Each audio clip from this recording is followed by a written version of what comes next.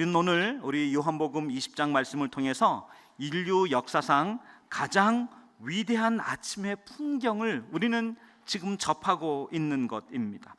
이와 같은 위대한 현장 하면 우리 마음 가운데에는 우리 빵빠르, 웅대한 빵빠르가 울리고, 그리고 어쩌면 하늘의 천군 천사가 응원하는 천둥이 치고 땅이 진동하는 현장들을 우리는 생각할 수 있습니다. 하지만 이와 같은 이 시간은 오히려 성경에 따르면 매우 깊은 새벽이었고 조용한 새벽이었고, 우리 여인들의 슬픔과 통곡 속에서 그 아침은 조용하게 시작되어졌습니다. 아주 이른 새벽 셋째 날이 되어지자 몇몇 여인들이 예수님이 누워 있는 그 동굴을 향해 달리기 시작했습니다. 그리고는 그 앞에 다다랐습니다. 그런데 그 앞에서 깜짝 놀랐습니다. 왜냐하면 닫혀 있어져야 될 예수님이 누워있던 그 동굴의 문이 열려 있는 것이지요. 그리고는 황급히 안을 들어가 보았습니다. 그런데 동굴의 문만 열려 있는 것이 아니라 예수님의 시신도 사라진 것을 이 마리아는 목격을 합니다. 그리고는 극심한 상실감에 빠져서 눈물을 흘리며 그 아침에 통곡으로 그 아침을 시작한 것이지요. 아니, 사랑했던 스승님 랍비 그 한 사람을 잃어버린 것도 억울한 재판, 불법의 재판에 의하여서 상실한 것도 너무나 큰 고통인데 이제는 시신마저 도난당했다라는 생각, 바로 이와 같은 생각 때문인 것이지요. 맞습니다. 이와 같은 이 마리아의 눈물은 오늘 우리의 삶에도 또 다른 의미들로 재현되어지기도 합니다. 무언가 억울한 일을 당했을 때, 그리고 엎친 데 덮친다고 하지요. 억울한 일뿐만 아니라 무언가 중요한 어떤 것들이 상실되어졌을 때, 그때 우리의 마음에 복받쳐 오르는 그런 감정, 그런 마음이 이 마리아의 마음이었고 오늘 이 시대 우리의 마음들 아니었을까요? 그런 마음들이 오늘 예배를 드리고 있는 청년들에게도 때때로 다가오기도 하고, 청소년들에게도 다가오기도 하고, 무거운 어깨에 삶의 짐을 지고 있는 우리 많은 장년들에게도 다가오는 것이죠. 그런데 이와 같은 이 절망적이고 탄식과 아픔이 가득한 이 무덤에서 너무나 놀라운 반전이 시작이 되어졌습니다. 오늘 그 반전은 막달라 마리아가 한 사람 만나는 장면에서 시작이 되어지죠.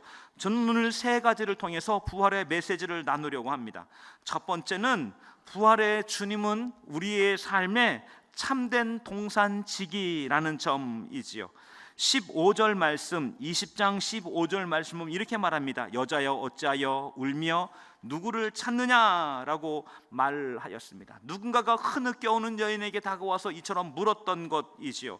그런데 이 슬픔에 눈물로 가득 차 있던 여기 마리아는 자기에게 묻는 분이 예수님이라고는 생각지도 못했습니다. 그저 이 동산을 지키고 있는 동산지기 정도로 생각했던 것이죠. 그렇게 착각했던 것이죠.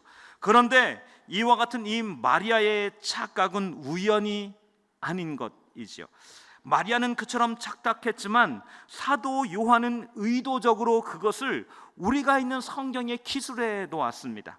우리는 어제 우리 이제 고난주간 그 가운데 토요일을 맞이하면서 새벽에 우리 요한이 주목했던 한 단어가 있었습니다. 그것은 예수님이 누워있던 그 동굴, 그리고 그것을 무덤 동산이라고 이야기하였지요. 그래서 그 동산을, 무덤이라고 하는 절망과 낙심의 동산을 부활의 동산으로 바꾸어 주신 바로 그분을 이야기하였습니다. 그런데 이와 같은 이 동산, 그 동산에는 누가 지키고 있습니까? 동산지기가 있는 것이지요. 이 말씀을 드리는 이유는 신학자였던 N.T. 라이트라고 하는 사람이 있습니다. 이분은 예수님을 동산지기로 묘사한 것은 결코 우연이 아니다.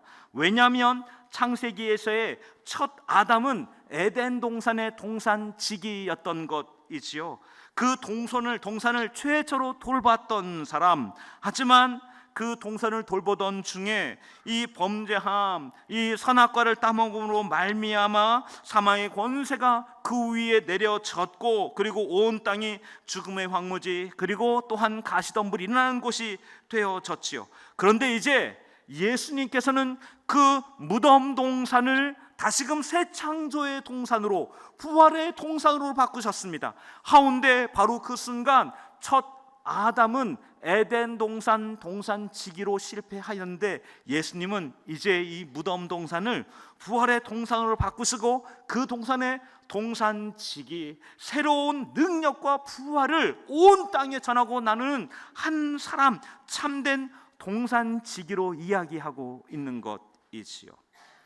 여러분, 저희 교회에도 몇몇 분들은 밭을 일구고 밭을 가꾸기도 하지요. 그런데 실력 있는 정원사들, 실력 있는 농부들은 볼품이 없는 땅, 메마른 땅에서도 아름다운 꽃을 피우고 아름다운 열매를 만들기도 하죠. 제가 전에 동탄에서 옥상에 텃밭이 있었다고 말을 했습니다. 저는 실력이 없고 그리고 무언가 부족한 그런 사람이었죠. 그런데 교회 한 성도님이 이 옥상을 가꾸기 시작합니다. 아니, 제가 그렇게 제가 물을 주고 뭔가를 뿌렸을 때에는 하나도 피지 않았던 꽃들이 이분이 손을 대기 시작하자 주렁주렁 열매가 맺혀지기 시작하는 겁니다. 그 과일 혹은 그 채소, 그 밭의 특성, 그것을 이해하고 거기에 무언가 저와 다른 손길로 그곳을 가꾸기 시작한 것이지요. 맞습니다. 바로 예수님께서 우리의 인생에 좋은 동산지기로 함께하는 것입니다. 그래서 도무지 열매가 맺혀지지 않을 것 같은 우리의 삶에, 메마른 우리의 인생에, 그리고 볼품이 없는 우리의 연약한 텃밭들을 우리 예수님이 오셔서 새롭게 일구기 시작하는 것이지요. 맞습니다. 예수님께서는 정원 마스터입니다. 그래서 우리의 삶을 더 놀라운 삶으로, 그리고 더 기쁨의 삶으로 우리의 삶을 여전히 기경하시는 줄 믿습니다. 그래서 오늘 우리의 눈물과 연약함의 인생의 골짜기 속에 꽃이 피게 하시고 새로운 감탄이 일어나게 하시고 그것에 우리가 알지 못하는 어느새 열매를 준비하시는 분이신 줄 믿습니다. 그리고 우리의 메마른 밭을 가꾸셔서 그것에 꽃 피게 하시는 분이신 줄 믿습니다. 두 번째로는 부활의 주님은 우리의 이름을 부르며 찾아오십니다. 16절을 보니 16절 말씀에 마리아가 예수님을 알아보지 못하고 있을 때 단 한마디로 마리아의 눈을 번쩍 띄우셨습니다. 그것은 무엇입니까? 바로 마리아라고 하는 그 이름을 불러주신 것입니다. 여러분, 선한 목자는 마태복음, 요한복음 10장에 보면 선한 목자는 자기 양의 이름을 각각 불러 인도해 낸다라는 말씀으로 오늘 우리들의 인생을 인도해 가고 계시지요. 맞습니다. 바로 그와 같은 말씀, 그 말씀이 마리아에게 임한 것이지요.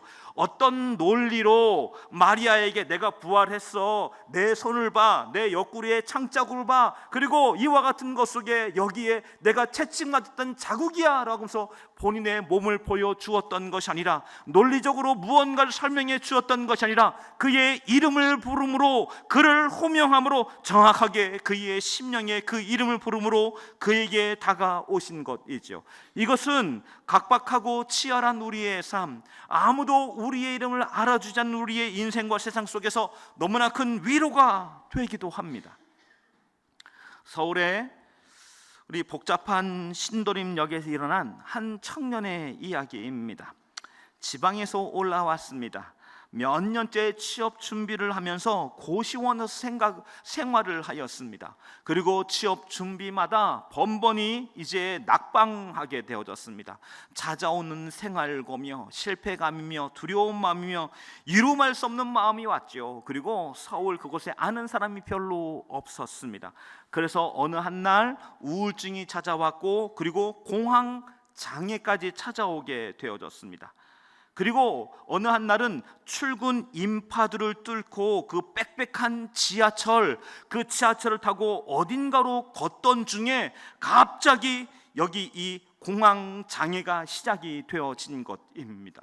두려운 마음에, 숨을 쉴 수 없는 마음에 주저앉았습니다. 금방 죽을 것 같습니다. 그와 같은 그때 그 옆을 지나가는 사람들이 무심히 그 옆을 지나가는 것이지요. 그때 여기 이 청년은 수많은 사람들 중에서 나를 아는 사람도 없고 내가 여기에 쓰러지고 바스라져서 세상에서 사라지겠구나, 그리고 세상은 아무렇지도 않게 흘러가겠구나라는 생각이 들었답니다.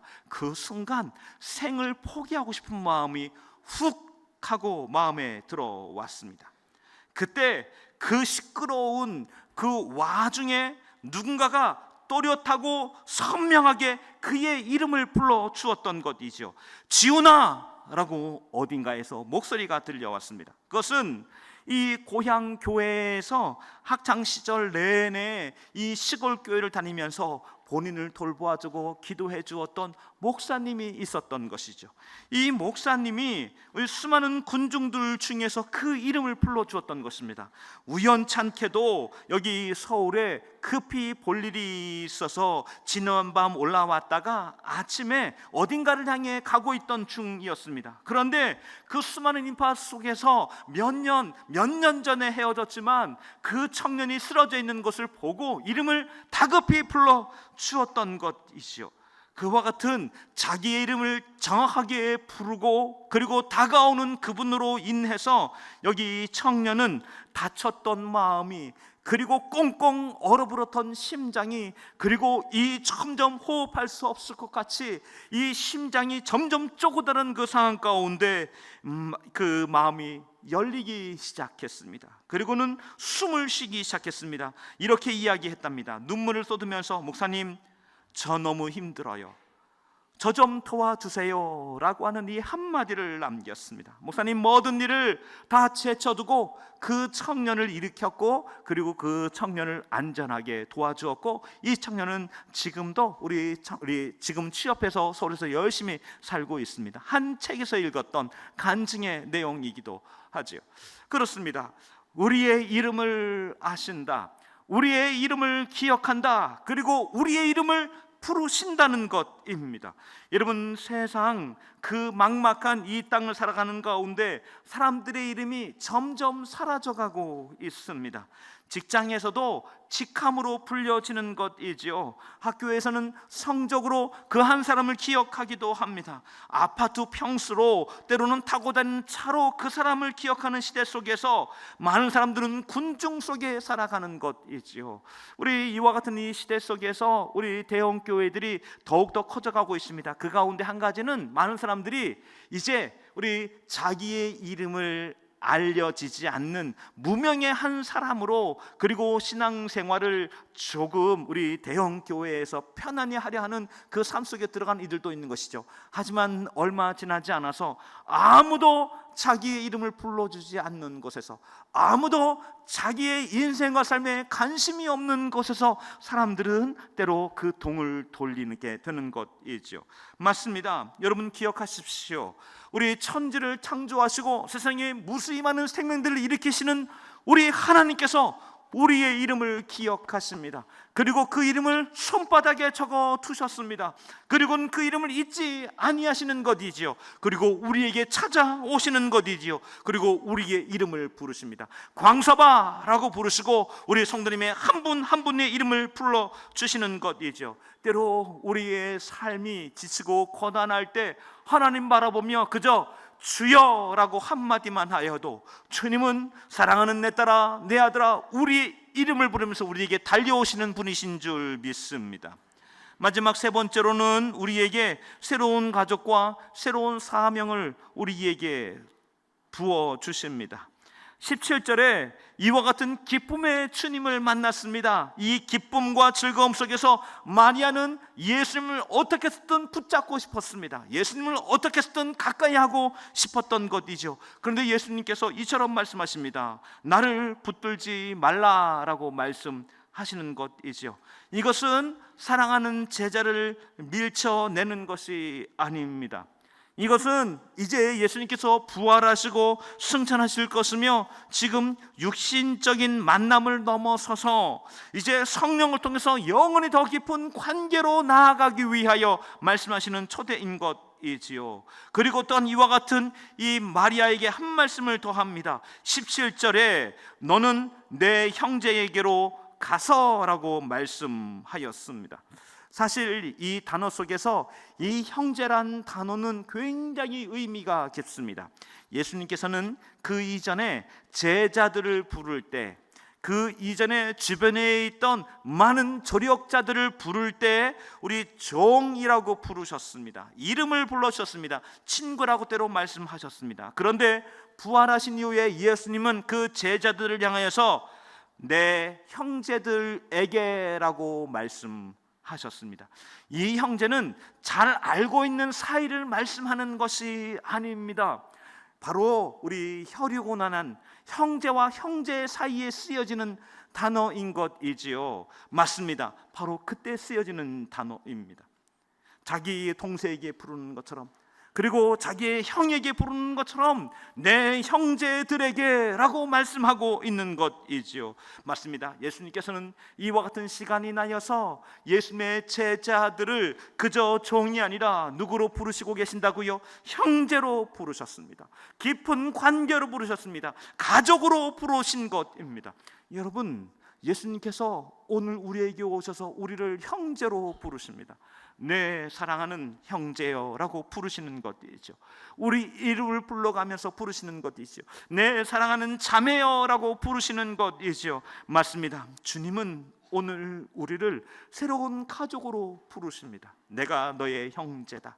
내가 너와 함께 한다. 내가 너를 결코 잊지 않는다. 내가 가는 모든 곳에 내가 너와 함께 할 것이다 말씀하고 계신 것이지요. 그리고 이와 같은 그 마리아에게 내 형제들에게 가서 부활하신 사실을 알려달라라고 요청하고 있는 것입니다. 당시에 여기 이 여성 마리아는 세상의 법정에서 증인으로 쓸 수 없는 신분이기도 했었고, 대다수의 여성들은 증인으로 법정에 설 수 없었습니다. 무시당했던 그 당시의 사회 속에서 여성을 증인으로 세우지 않았던 것이죠. 그런데 예수님께서는 여기 마리아를 가장 중요한 소식에, 가장 놀라운 소식에, 가장 위대한 소식에, 가장 감탄할 소식에 증인으로 제일 처음에 초대해 하신 것입니다. 여러분, 우리 여기 계신 수많은 여성들이 계십니다. 우리 최초에 이 사명을 맡은 사람이 누구였다고요? 네, 바로 우리 여성이었던 것이지요. 맞습니다. 이 귀한 사명을, 이 놀라운 소식을, 이 놀라운 증인됨을 먼저 여기 찾아온 마리아에게 맡기신 것입니다. 여러분, 이와 같은 그 순간 무덤의 절망 가운데 있던 여성은 단숨에 일어나서 부활의 최초의 증인이 되어져서 이제는 제자들에게 달려가 그들의 잠자고 있는 영혼을 깨웠고, 그들의 닫혀있는 눈을 열었고, 그들의 잊어버렸던 신앙생활을 다 지금 시작하게 하는 놀라운 은혜, 놀라운 능력을 이 마리아 한 사람을 통해서 시작되어진 것이지요. 맞습니다. 이와 같은 이 한 여인을 통해서 예수님께서는 새로운 가족을 부르셨고 새로운 사명을 우리들에게 전해 주셨습니다. 부활의 소식은 우리 믿는 자에게만 임하는, 믿는 자만이 누리는 소식이 아닌 줄 믿습니다. 이 소식과 상관없는 모든 사람, 이 소식에 대해 무관심한 사람, 이 소식을 배척하는 모든 사람에게까지 가장 기쁨의 은혜의 소식인 줄 믿습니다. 우리 부활의 소식을 전하고 나는 증인된 여러분과 제가 되어지길 주의 이름으로 축원합니다. 축원합니다. 축원합니다. 맞습니다. 예수님께서는 저기저 죽음의 동산을 우리 부활의 동산으로 만드셨고, 그와 같은 그 동산 속에서 우리 예수님께서는 새로운 동산지기로 그 곤고하고 메마른 곳을 새로운 동산으로 만들어 내었습니다. 맞습니다. 예수님 우리의 동산지기로 오신 것이죠. 우리는 지금 4월을 보내고 있습니다. 어쩌면 이와 같은 4월은 우리들에게는 고난주간이 있고 또 예수님의 죽음 뒤에 맞이하는 4월의 첫 주간이기도 하지요. 이와 같은 이 달을 4월을 부활의 한 달로 여기는 한 성도님의 고백이 있습니다. 제가 이 짧은 고백을 우리 들려드리려 합니다. 4월의 노래. 꽃비 나리는 4월 아직 떠나지 못하고 서성이는 꽃샘추위. 4월은 부활의 달입니다. 죽었던 희망도 죽었던 삶도 하나님은 살리셨습니다. 정욕과 사망의 낭떠러지에 자신을 깨닫지 못하는 인생들을 불쌍히 여기며 바라보십니다. 빈 그릇, 빈 그물, 온통 비어있는 슬픔의 자리에 그곳에도 주님은 계십니다. 서리빨 같은 꽃샘추위 되어 고운 꽃들도 숨어 있어도 찾아와 꽃을 피우십니다.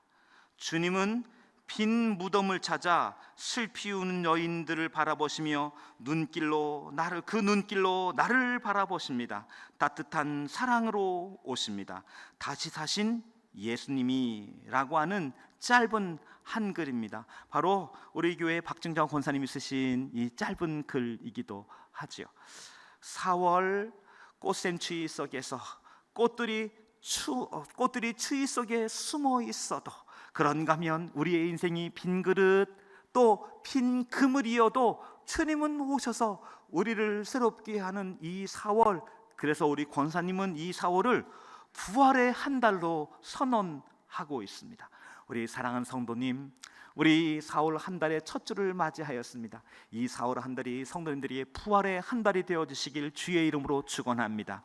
우리의 삶에 빈 그릇과 빈 그물이 있을지라도, 때때로는 꽃샘추위와 같은 이 추위와 고단함들 속에서 움츠러들었을지라도 우리를 찾아오셔서 꽃 피우게 하실 주님 바라보는 우리 소망의 한 달 되시길 주의 이름으로 축원합니다.